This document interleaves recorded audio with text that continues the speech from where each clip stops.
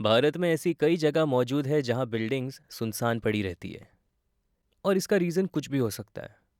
कई बार बिल्डिंग्स बनाने के लिए एक डेवलपर को हर जगह रिश्वत देने तक की नौबत पड़ जाती है। वो कहते हैं कि रिश्वत पॉलिटिशियन से लेकर सरकारी कर्मचारी से लेकर हर किसी को देनी पड़ती है। अब इसमें होता क्या है कि इंटेंशंस अच्छे होते हैं, लेकिन फिर भी उस इंसान को मजबूर किया जाता है कि वो घूस दे और उस काम को पूरा कराए। ऐसी एक कहानी के बारे में मुझे तब पता चला जब मैं और मेरा एक दोस्त कॉलेज के फाइनल ईयर के एग्ज़ाम देने के बाद एक सुनसान पड़ी अंडर कंस्ट्रक्शन वाली बिल्डिंग के साइड से उसकी फेंस को कूद कर आ रहे थे। सीन ऐसा था कि कॉलेज का फाइनल ईयर था। फाइनल एग्ज़ाम देने के बाद मैं और मेरा एक दोस्त शॉर्टकट लेकर आ रहे थे कि तभी हमारी नज़र एक अंडर कंस्ट्रक्शन वाली बिल्डिंग पर पड़ी, जो हमें स्टेशन से दिखाई देती थी। हमने सोचा कि हम वहाँ से शॉर्टकट लेंगे जिससे कि हमें स्टेशन तक पहुँचने में आसानी हो, नहीं तो हमें वहाँ से थोड़ा घूम कर जाना पड़ता। अब क्योंकि हमने ठान ली थी कि हम शॉर्टकट लेंगे, तो हम उस बिल्डिंग की फेंस को जंप करते हुए जा रहे थे। और एक्चुअली वो बिल्डिंग स्टेशन से क्लियर दिखाई देती थी। और जैसे ही हम वहाँ से बाहर निकले, तो हमें एक बंदे ने देख लिया। वो भी स्टेशन की ओर ही जा रहा था। फिर वो हमारे साथ ही वहाँ से स्टेशन तक चलते हुए आया। उस बंदे ने अपना नाम संतोष बताया था और उसकी उम्र कुछ 40 साल के आसपास रही होगी। अब मैं और मेरा दोस्त तो आपस में अपने पेपर्स को डिस्कस कर रहे थे। अब क्योंकि हम साथ ही स्टेशन की ओर चल रहे थे, तो संतोष ने हमसे पूछा कि क्या हम भूत प्रेत या साया जैसी चीज़ों पर विश्वास करते हैं, या फिर हम मानते हैं कि ऐसी चीज़ें एग्जिस्ट करती है। इसके जवाब में हमने हाँ कहा। हमने कहा कि पॉजिटिव एनर्जी होती ही इसलिए है क्योंकि नेगेटिव एनर्जी एग्जिस्ट करती है। फिर उसने हमसे पूछा कि हम पूजा पाठ करते हैं। हमने इसका जवाब भी मुस्कुराते हुए दिया कि हाँ, करते हैं। फिर हमने उससे इंटरप्ट करते हुए पूछा कि वो हमसे ऐसे सवाल क्यों कर रहा है। इसके जवाब में उसने हमें बताया कि जिस अंडर कंस्ट्रक्शन वाली बिल्डिंग की फेंस को हम जंप करते हुए आए थे, उस जगह को हॉन्टेड डिक्लेयर किया गया है। उस जगह या उस कॉम्प्लेक्स के रडार में कोई भी आता जाता नहीं है। उसने हमसे कहा कि यही वजह थी जो उसने हमसे वो सवाल किया। इतना सुनने के बाद मैं और मेरा दोस्त थोड़ा डर गए, लेकिन डर से ज़्यादा हमें क्यूरियोसिटी थी कि आखिर वहाँ ऐसा क्या हुआ होगा जिसकी वजह से वो पूरा कंपाउंड हॉन्टेड डिक्लेयर हो गया। फिर संतोष ने हमसे कहा कि वहाँ जो बिल्डिंग खड़ी है, वो एक बिल्डर अकेले बना रहा था। वो एक प्रॉपर प्लान्ड कॉम्प्लेक्स बना रहा था गरीबों के लिए।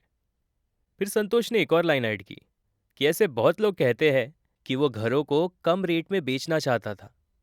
हमने उससे पूछा कि कम रेट्स यानी कितना, तो उसने हमसे कहा कि उतना डिटेल्स उसे पता नहीं है, लेकिन हाँ, वो और प्रॉपर्टीज़ के मुकाबले कम रेट्स में ये बेचना चाहता था। फिर हमने उससे पूछा कि आखिर आगे ऐसा क्या हुआ, तो इसके जवाब में संतोष ने कहा कि होना क्या था, वहाँ के दूसरे डेवलपर्स उसे परेशान करने लगे। उस बंदे को जब ज़मीन अलॉट हुई, तो वहाँ के पॉलिटिशियंस ने उससे बाकी चीज़ों की परमिशन के लिए परेशान किया, उससे पैसों की डिमांड की। हमने फिर संतोष से पूछा कि परेशान एज इन क्या। फिर संतोष ने हमें बताया कि वो पॉलिटिशियन बात बात पर पैसा मांगता था, हर अप्रूवल के लिए पैसे की डिमांड करता था। पुलिस वाले सब पॉलिटिशियंस की जेब में थे, तो ऐसी सिचुएशन में अगर वो कंप्लेन करना भी चाहे तो किसे करता। इतना सुनकर हमें गुस्सा आने लगा। हम सिस्टम को गाली देने लग गए। मैं और मेरा दोस्त आपस में बहस करने लग गए कि इन पॉलिटिशियंस को हम ही चुनकर लाते हैं और वो हमें ही लूटते हैं। ये पुलिस वाले हमारी सुरक्षा के लिए तैनात किए गए हैं, लेकिन फिर भी कुछ पुलिस वाले ऐसे हैं जो कि पॉलिटिशियंस के गुंडे बनकर बैठे हैं। हमने फिर संतोष से पूछा कि आगे क्या हुआ। आगे बताते हुए संतोष ने हमसे कहा कि उस डेवलपर ने इसी बिल्डिंग में सुसाइड किया, और सुसाइड करने से पहले उसने हर एक बात एक लेटर में लिखी।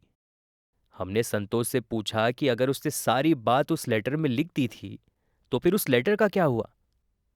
फिर संतोष ने बताया कि होना क्या था, सब मिले हुए थे। इतना सुनते ही मैं और मेरा दोस्त सिस्टम को और गाली देने लग गए। फिर संतोष ने हमसे पूछा कि ऐसी सिचुएशन में एक शरीफ आदमी क्या करता, जिसने अपनी सारी पूंजी लोगों की भलाई के लिए दांव पर लगा दी हो। हमारे पास कोई जवाब नहीं था। हमने सिर्फ इतना ही कहा कि उस डेवलपर के साथ बहुत बुरा हुआ और ये शर्म की बात है कि कल्प्रिट्स आज भी आज़ाद घूम रहे हैं। फिर हमने संतोष से पूछा कि आखिर ये बिल्डिंग किस तरह से हॉन्टेड है। इसका जवाब देते हुए संतोष ने हमें बताया कि लोगों का कहना है कि अक्सर इस बिल्डिंग के रेडियस में उस डेवलपर की आत्मा को देखा गया है। फिर हमने संतोष से पूछा कि आखिर वो आत्मा, यानी उस डेवलपर की आत्मा, करती क्या है। संतोष ने जवाब में कहा कि वो लोगों को उस बिल्डिंग में हुए इंसिडेंट की पूरी स्टोरीज बताता है ताकि सबको पता चल सके कि वहाँ एक्चुअली में हुआ क्या है। इतना बताने के बाद वो आत्मा गायब हो जाती है। फिर हमने संतोष से पूछा कि लोग या फिर पुलिस और गवर्नमेंट इस पर कोई एक्शन क्यों नहीं लेती, क्योंकि इस डेवलपर के साथ जो हुआ है वो तो बिल्कुल गलत हुआ है। संतोष ने इसका कोई जवाब नहीं दिया। जब संतोष ने हमें जवाब नहीं दिया तो हम संतोष की तरफ मुड़े, और जब हम पीछे मुड़े तो संतोष वहां मौजूद नहीं था। मैं और मेरा दोस्त एक दूसरे को देखने लग गए। इतने में हमारी नज़र उस बिल्डिंग पर गई जिसकी बात पूरे रास्ते हो रही थी। वहां देखते ही हमें ऐसा लगा जैसे कि संतोष वहां उस बिल्डिंग में मौजूद है, क्योंकि उसने सेम शर्ट पहनी हुई थी।